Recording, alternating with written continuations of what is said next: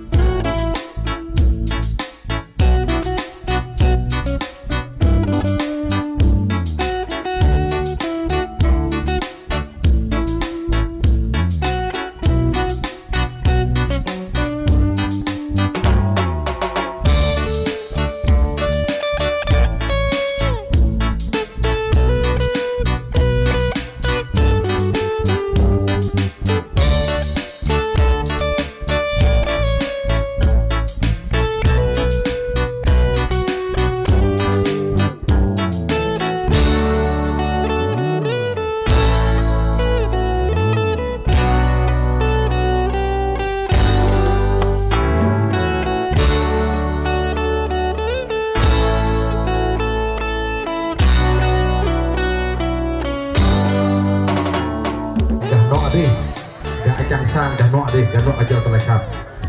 Lo minta terbebin bang tebang kebelang pun bang tebang, yang boleh ya dia benda yamin, yang minta maaf terbebin sana kenyo.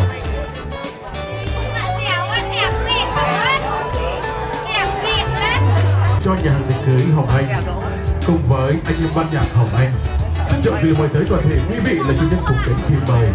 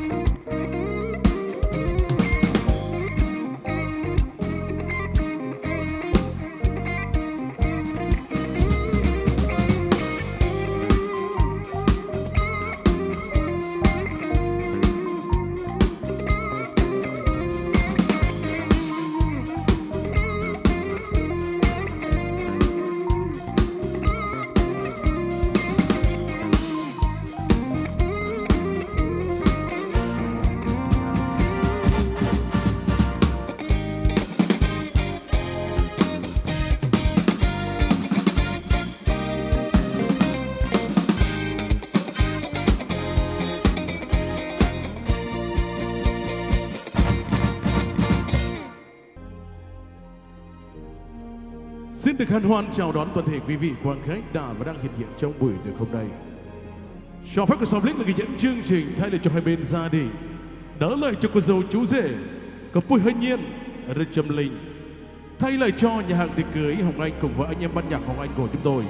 Xin được kính gửi đến toàn thể quý vị cùng quang vị hai họ lời cảm ơn chân thành, lời chúc sức khỏe và lời chào mừng chân trọng nhất. Quý vị và các bạn thân mến, trong mỗi con người chúng ta khi hiện diện trên cõi đời này, chắc có lẽ rằng không ai mà không một lần không nhắc tới hai chữ tình yêu. Chúng ta vẫn luôn tự hỏi rằng tình yêu là gì? Xin thưa với quý vị, tình yêu là những xúc cảm, là sự rung động mà ít khi đã thấy được lấp đầy. Nó làm cho những người đang yêu cảm nhận được rằng mình đang hiện hữu suốt cuộc đời. Đó chính là món quà tặng của tình yêu. Như tình yêu của chàng trai và cô gái này cũng nằm ngoại lệ, đã vượt qua trăm nỗi ngàn sông vạn đèo, vượt qua lối cửa của tình bạn đi đến một tình yêu tươi đẹp nhất. Tình yêu của hai bạn đã chín, được sự cho phép của chính quyền địa phương sở tại, cơ quan đơn vị nơi chú rể và cô dâu đang sinh sống. Hai bên gia đình đã thống nhất ấn định vào ngày 10 tháng 4 năm 2026 nhằm ngày 23 tháng 2 năm Bính Ngọ là ngày lành tháng tốt để lên duyên chồng vợ, là một ngày mà cũng có hàng ngàn đôi trai gái đang tìm đến bên nhau để xây dựng tổ ấm trăm năm. Để chúc mừng tình yêu đó, hạnh phúc đó, ngay bây giờ không để quý vị phải nóng lòng khiến lâu hơn nữa, chúng ta hãy cùng lắng động trong giây lát dành những ánh nhìn thân thương hướng về cổng hoa chất của tình yêu. Xin mời một cặp đôi uyên ương, trai tài gái sắc với khuôn mặt mới nhất trong trang phục lộng lẫy nhất. Đó chính là đôi tân lan và tân gia nhân, chú rể Rê Trâm Linh, cô dâu cặp đôi hơi nhiên, tay trong tay vai kề vai dìu nhau trở về một sân khấu để giúp mặt toàn thể quý vị đang hiện diện trong buổi tiệc hôm nay. Xin được trân trọng kính mời. Khoảnh khắc thấy em trên lễ đường cùng ánh mắt bóng dáng thân thương, nhiều năm ấy chớp mắt trôi qua để ta giờ đây phải chung một nhà, và anh hứa yêu em suốt đời, lời thiêng liêng anh hứa với trời. Dù đau ốm nghèo khó sóng gió tổn thương thì anh vẫn luôn ở đây, mình sẽ đi cùng nhau có nhau.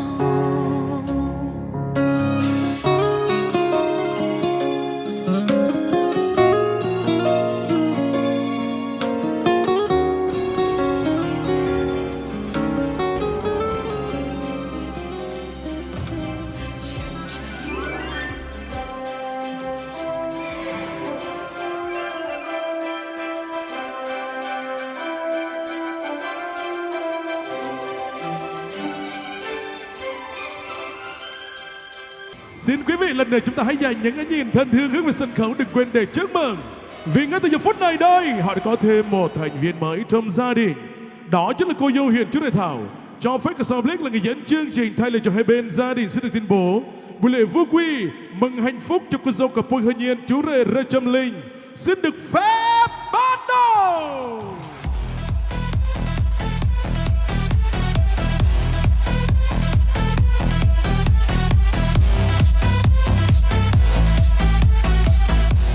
Nhưng vợ gái chồng cho con cái là trách nhiệm, là bổn phận của các bậc làm cha làm mẹ. Đây cũng là niềm hạnh phúc lớn lao nhất mà cuộc sống được ban tặng cho loài người chúng ta từ kết quả của sự yêu thương. Để thể hiện những tình cảm, lòng xúc động, sự biết ơn của nhà gái chúng tôi đến với toàn thể quý vị đang hiện diện trong buổi lễ vô quy hôm nay. Ở ngay bây giờ trân trọng kính mời bố của cô dâu xin được có đôi lời phát biểu với toàn thể quý vị. Trân trọng kính mời bác. Cô Vinh Việt Nam dành tên nè về sân mẹ có biết sao có hẹp hơi lộ nhân chế phát tăng cảm mà cao vía cao mà giờ làm tự nhiên cao Vinh Việt Nam dành tên đó mừng tay mừng chị đi tay đi nhẹ rê người sang nọ đi mới ha từ nên Tân thân thờ bồ tập lùi năm để đã khơi trên này môi vậy, đã khơi như press để môi như tầng hẹp đừng ăn chặt qua. Để cảm ơn ý tâm sự cũng như lời mời của mẹ cô dâu, quý vị chúng ta hãy dành cho bác một tràng pháo tay thật là nồng say để chúc mừng. Mừng bố không tranh mà nuôi pla, mà nhầm ya không tranh bố prê bố chinh, mượn hít tên này chinh khám tranh lại cơ ở ya. Mặc tà nào dập dàng lên char kapkar ami por geng raita ama po chemrong yang matay nam ngami taro pranjwa namo na nga marohit lebamin tadang amita amata birara namo na. Through the sunshine and the rain, through every laughter and every pain, our hearts will guide us strong and true. Forever begins with me and you. Forever starts today, and love will find our way. Side by side, hearts as one, our journey together has begun.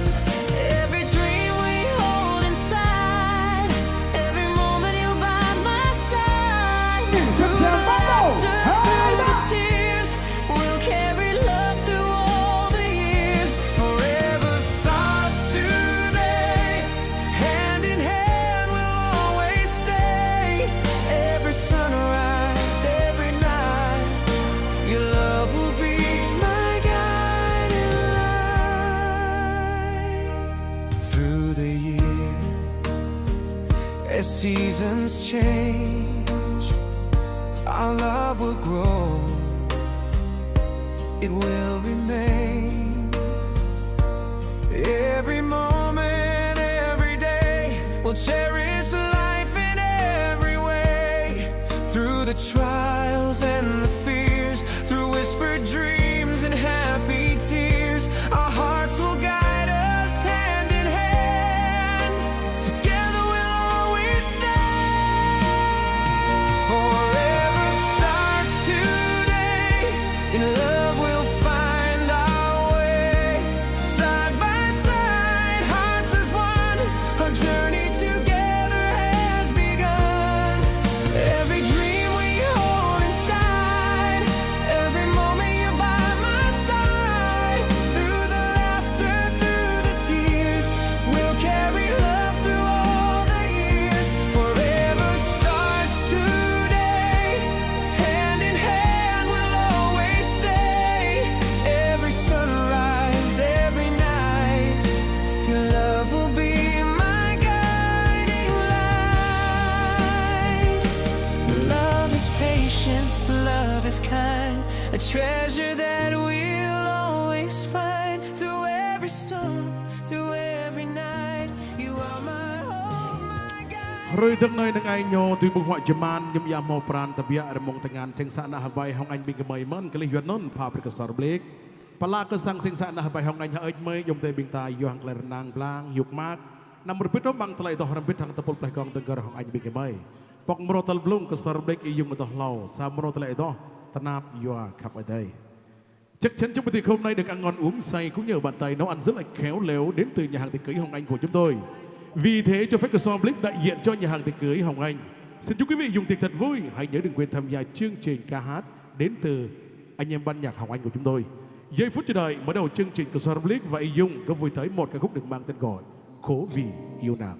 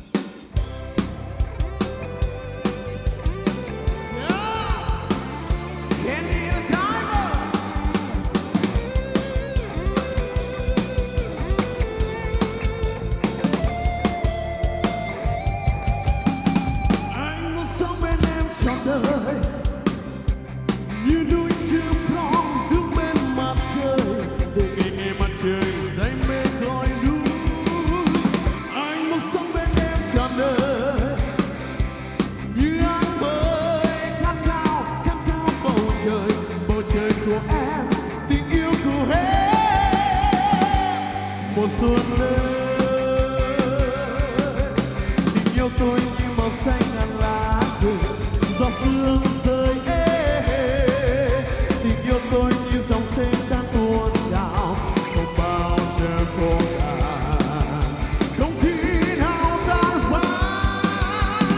Xin mãi mãi như con sông dài, dòng sông theo anh tới chân trời.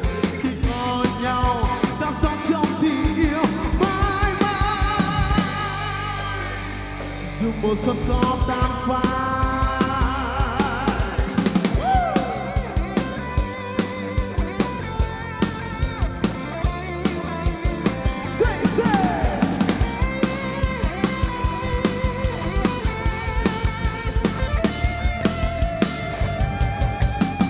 Anh muốn sống bên em trọn đời, như đôi chim phong đứng bên mặt trời, để nghe mặt trời xanh mê khói núi. Anh muốn sống bên em trọn đời, như áng mây khát khao bầu trời của em, tình yêu của em. Mùa xuân đến, tình yêu tôi như màu xanh ngàn lá rừng, gió sương rơi tình yêu tôi như dòng sông sáng tuôn trào, không bao giờ khô cạn, không khi nào tan phai. Xin mãi mãi như con sông dài, dòng sông theo anh tới nơi chân trời. Khi có nhau ta sống trong tình yêu mãi mãi, dù mùa xuân có tan phai.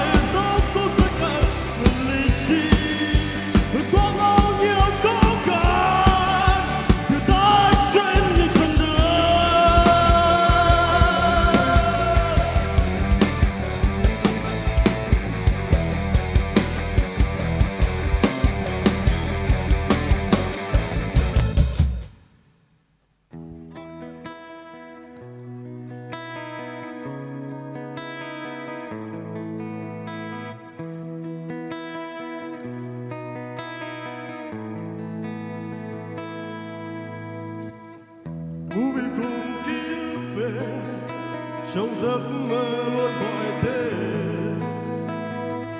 Từ khi tôi muốn cố quên đi nhưng xa sao ngàn đêm sâu, thêm trở lại nơi đã từng ngày đó khi ta gần bên.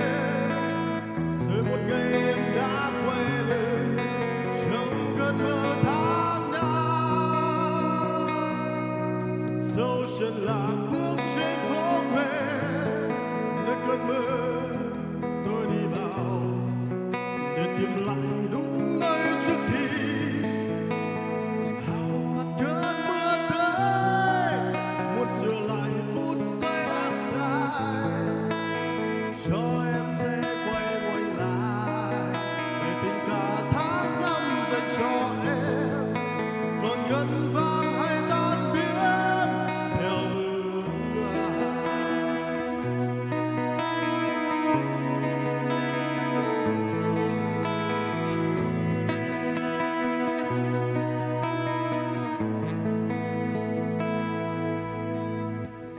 Rồi từng ngày như vẫn thường, nắng có xua bớt buồn phiền, nhưng ước muốn cũng sẽ phai dần khi giấc mơ qua một đêm.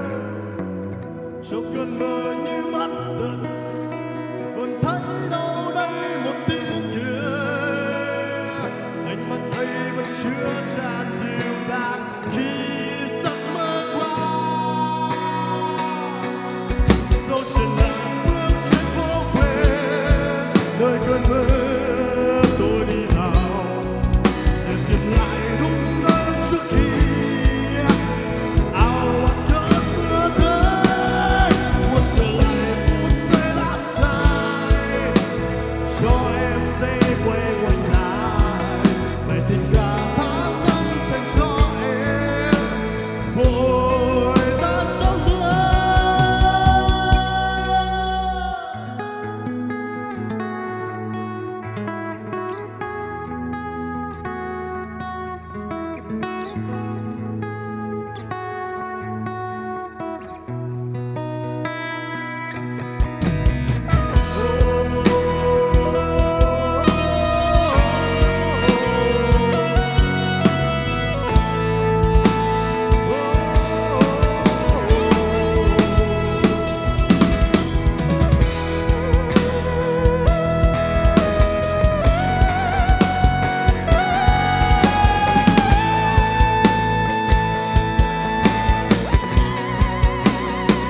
Dấu chân lạc bước trên phố quen, nơi cơn mơ tôi đi vào để tìm lại đúng nơi trước khi ảo ạt cơn mưa tới.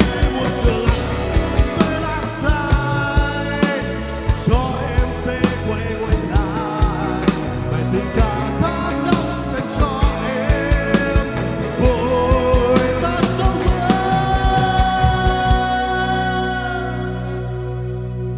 Muốn sửa lại phút giây đã dài, cho em sẽ quay ngoảnh lại về tình cả tháng năm dành cho em, vội ta trong mưa.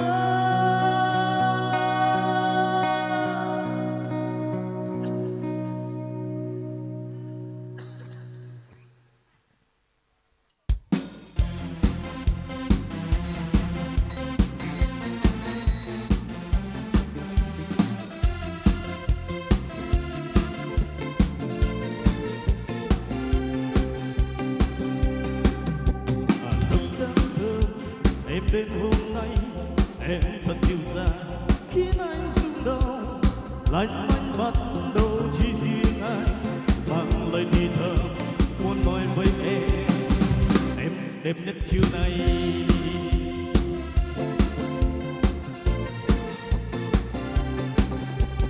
Nhắn với gió bay bóng trăng sau đã thêm một lần xanh đôi bên nàng bên sông phố bay lên thiên thây tìm lấy tất cả muốn nói với em đẹp nhất chiều nay. Hôm sáng em hiền đã có nét môi thật duyên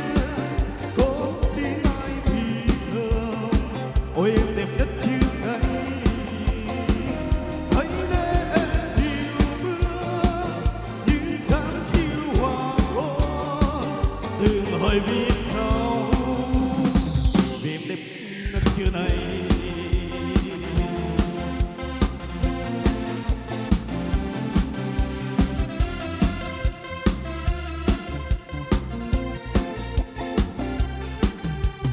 từ sáng sớm em đến hôm nay em thật dịu dàng khi anh xuống nào tâm anh bắt đầu chỉ riêng anh mang lời thì thầm muốn nói với em đẹp nhất chưa đây có dáng em hiền lắm có tiếng môi thật duyên có tiếng ai thì thầm ôi em đẹp nhất chưa đây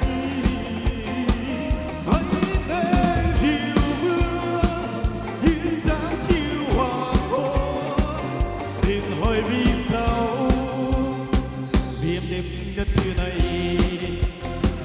có dáng em hiền lắm có bên môi thật duyên có tiếng ai thì thầm ôi em đẹp nhất đêm nay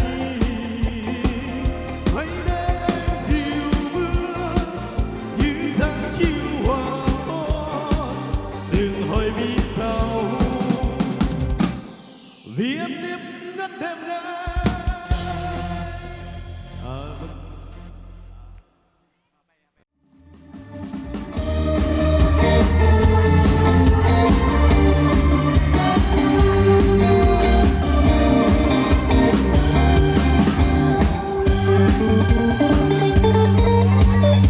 nghe gì không từ tận mắt mơ đã ngồi lên mắt bóng anh gây bằng cỏ từng chiếc bóng vô phòng đâu là cô đơn nếu mình nghe nhau trong ngập mưa nghe tiếng khóc rơi nghe tiếng